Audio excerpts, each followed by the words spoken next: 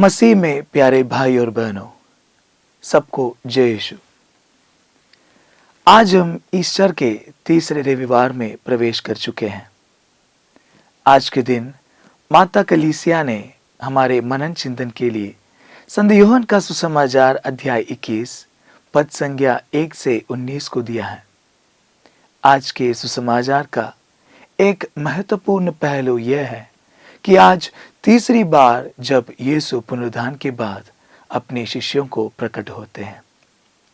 स्थिति कुछ इस प्रकार है। संत पेतरुस और उनके साथी तिबेरियस की झील में मछली पकड़ने जाते हैं, जो उनके लिए एक जानी पहचानी जगह है। लेकिन फिर भी पूरी रात मेहनत करने के बावजूद भी वे एक भी मछली पकड़ नहीं पाते। लेकिन सुबह होते ही जब यीशु उनके सामने प्रकट होते हैं और उनसे कहते हैं कि जाल को समुद्र में डालें, और चमत्कारिक रूप से उनका जाल मछलियों से भर जाता है। यही आज का सुसमाचार का मुख्य संदेश है। अब आइए हम इस सुसमाचार के खंड पर गहराई में मनन चिंतन करें। इस सुसमाचार पर मनन करते हुए मुझे बहुत पहले पढ़ी हुई एक बात याद आती है। जब सब लोग आपके दुखों को अनदेखा करके चले जाते हैं, जब जीवन की अंधेरी रातों में आप अकेले होते हैं, उस समय जो आपके साथ चलता है वह मसीह है। वह इतना सामर्थ्यवान है कि आपके बुझ चुके जीवन को फिर से रोशनी दे सकता है। हाँ प्रिय मित्रों, पेतरुस और उनके साथी टूटे हुए दिलों के साथ पीड़ा और निराशा में समुद्र के किनारे आए, और उनके सारे सपने, सारी आशाएं समाप्त हो चुकी थी। पूर्ण असफलता। उन्होंने सोचा था कि मसीह यहूदियों का राजा बनेगा, लेकिन अब वह क्रूस पर चढ़ा दिया गया। उसने सब पर दया की, लेकिन उस पर किसी ने दया नहीं की। इसलिए वे दर्द को समुद्र की गहराइयों में उतारने आए थे। ऐसी स्थिति में मसीह समुद्र के किनारे पर खड़े होकर उनके जीवन को फिर से प्रकाशित करते हैं। पेतरुस एक ऐसा व्यक्ति था जिसे तिबेरियस का झील पूरा मालूम था, एक अनुभवी मछुआरा। फिर भी उस रात वह असफल हुआ। हमें महाभारत के कर्ण की याद आती है, जो युद्ध के समय ब्रह्मास्त्र का ज्ञान भूल गया। पेतरुस भी अपनी सबसे बड़ी ज्ञान भूल गया, और वहीं पर मसीह उनका जीवन में प्रवेश करते हैं। हाँ प्रिय दोस्तों, अब आइए देखें कि यह सुसमाचार हमारे जीवन में कैसे संबंधित है। आज के सुसमाचार में 3 महत्वपूर्ण स्थितियां हैं। सबसे पहला है खाली जाल और रात। संत यूहन्ना का सुसमाचार में रात का विशेष अर्थ है ईश्वर की अनुपस्थिति। अध्याय 13 में यूदास भोजन के बाद बाहर जाता है। यूहन्ना लिखते हैं, और वह रात थी, प्रकृति अंधकारमय थी, और साथ ही उनका हृदय भी। इसलिए संत यूहन्ना कहते हैं, जब हम ईश्वर से दूर हो जाते हैं या हमारे विचार ईश्वर से अलग होते हैं, तब हम अंधकार में होते हैं। जो कुछ भी हम ईश्वर की उपस्थिति के बिना प्राप्त करते हैं, उसमें प्रकाश की कमी होती है। यही बात खाली जाल और रात को दर्शाते हैं। मुझे किसी की कही बात याद आती है। एक बड़ा व्यापारी एक दिन एक फादर के पास गया और कहा, फादर जी, अब मैं बहुत शांत और सुखी अनुभव करता हूं। मेरे परिवार में भी अब शांति है, लेकिन पहले मेरे पास बहुत धन, जमीन और व्यापार था, पर मन में शांति नहीं थी। लेकिन एक बार मैंने एक रिट्रीट में भाग लिया, और अब मैं प्रतिदिन पवित्र यूकरिस्ट में भाग लेता हूं। अब मेरा जीवन बहुत शांतिपूर्ण है और मेरे परिवार में भी कोई तनाव नहीं है।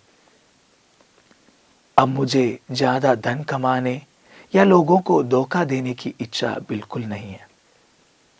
तो मित्रों, सुसमाचार हमें यह याद दिलाते हैं कि केवल जब ईश्वर के समीप हम होते हैं तब हमारे जीवन में प्रकाश होता है।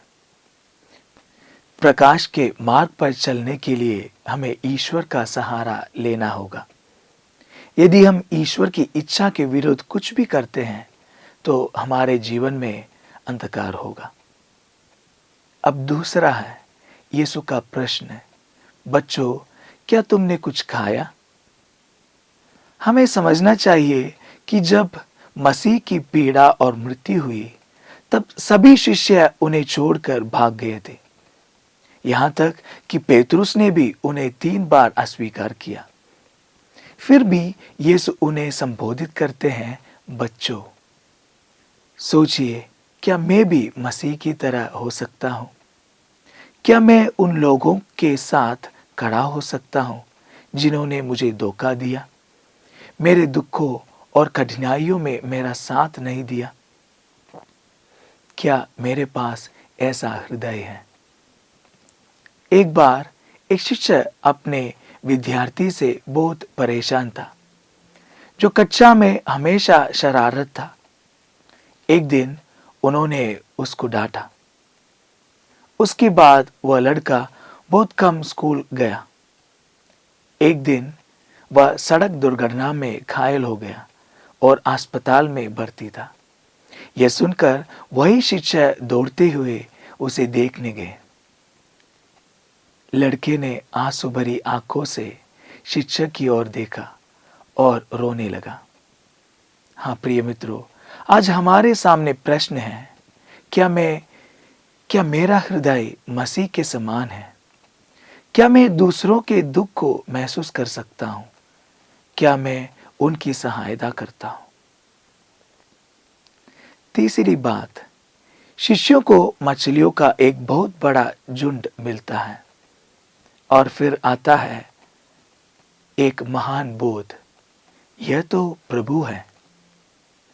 तो अब सवाल यह है कि जब मैं जीवन में ऊंचाई पर पहुंचता हूं, जब मुझे सफलता मिलती है, क्या मैं कह पाता हूं कि यह प्रभु का ही कार्य है? क्या मैं यह मानता हूं कि यह मेरी मेहनत नहीं, बल्कि मेरे प्रभु यीशु मसीह की कृपा से जिसे मुझे यह मिला है? एक बार एक छोटा बच्चा अपनी कक्षा में बड़े गर्व से अपने सहपाठियों से कह रहा था, मैं और मेरा पापा मिलकर 100 किलो से ज्यादा वजन उठा सकते हैं। लेकिन वह यह भूल गया कि उस 100 किलो में से 99 किलो उसके पापा ने उठाया था और जो 1 किलो वह उठा पाया वह भी उस शक्ति से था जो उनके पापा द्वारा दिए गए भोजन से उसे मिली थी। हमारे जीवन में भी अक्सर हम इस सच्चाई को भूल जाते हैं कि हमारे हर एक सफलता के पीछे प्रभु का हाथ है। हम कई बार अंधे हो जाते हैं और सोचते हैं कि यह सब मेरी मेहनत का फल है। हमारा स्वभाव यह बन गया है कि हम अपने प्रयासों पर ही घमंड करते हैं और हम यह भूल जाते हैं कि यह प्रभु की कृपा से संभव हुआ। तो अब सवाल यह है, क्या मैं अपने जीवन में प्रभु के हाथ को पहचानता हूं? क्या मैं हर पल जो आशीर्वाद पाता हूं उसके लिए परमेश्वर के प्रति आभार व्यक्त करता हूं? आइए हम मनन चिंतन करें। प्रभु हम सभी को आशीर्वाद दे। आमीन।